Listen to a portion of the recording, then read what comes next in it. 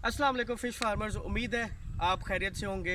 हमारी वीडियोस बहुत सारी वीडियोस मैंने बनाई है, आपको पसंद भी आ रही होंगी उम्मीद है, और इससे बहुत सारी इन्फॉर्मेशन आप तक पहुंच रही होगी। आज की वीडियो बड़ी ख़ास वीडियो है।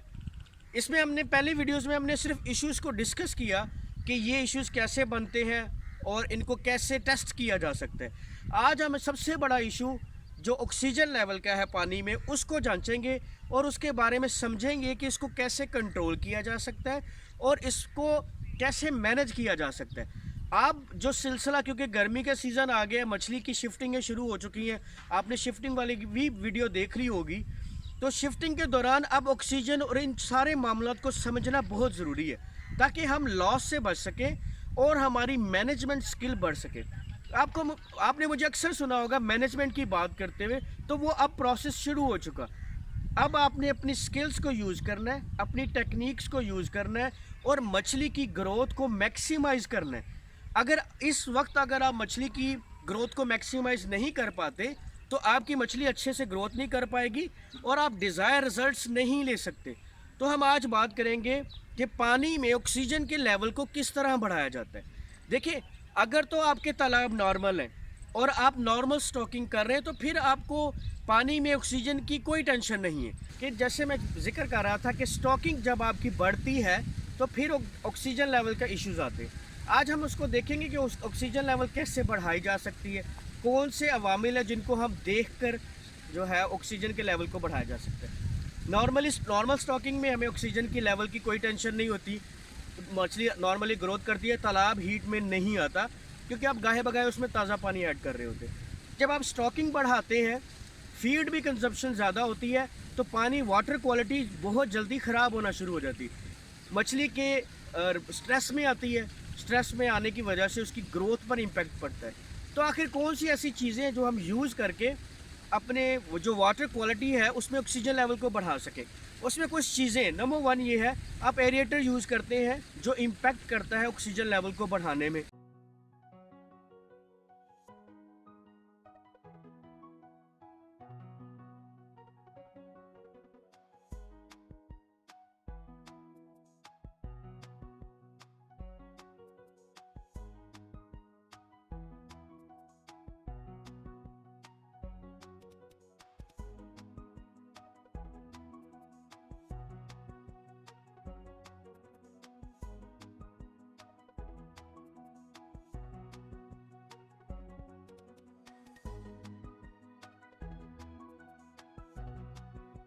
अगर आपने स्टॉकिंग, जैसे मैंने एक वीडियो में एक्सप्लेन किया, 4800 4800 की स्टॉकिंग भी कर सकते हैं 1 एकड़ में, लेकिन उसमें एक डिज़ॉल्व ऑक्सीजन का मसला आएगा। तो उसको हम कैसे ख़त्म कर सकते हैं, उसका हल यही है कि आप एरिएटर इस्तेमाल करेंगे। नंबर टू, आप उसमें मैक्सिमम पानी को सर्कुलेट करेंगे, चाहे वो कोई भी प्रोसेस है। एक तालाब से दूसरे तालाब में पानी शिफ्ट करते हैं या उसमें नया फ्रेश वाटर मैक्सिमम यूज़ करते हैं। दूसरा तरीका ये। तीसरा तरीका ये है कि मार्केट में बहुत सारे प्रोडक्ट्स आई हुई हैं जिनको आप पानी में हल करके डालते हैं, वो पानी के ऑक्सीजन लेवल को बढ़ा देता है।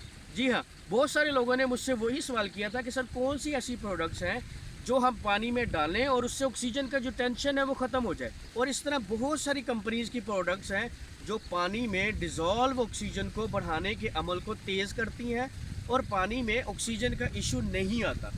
आप पीछे बैकग्राउंड में भी और साइड पर भी वीडियो देख रहे होंगे जिसमें हमने पानी को मैक्सिमम सर्कुलेट किया है, ताज़े पानी को, ताकि उसमें मैक्सिमम ऑक्सीजन ऐड हो जाए।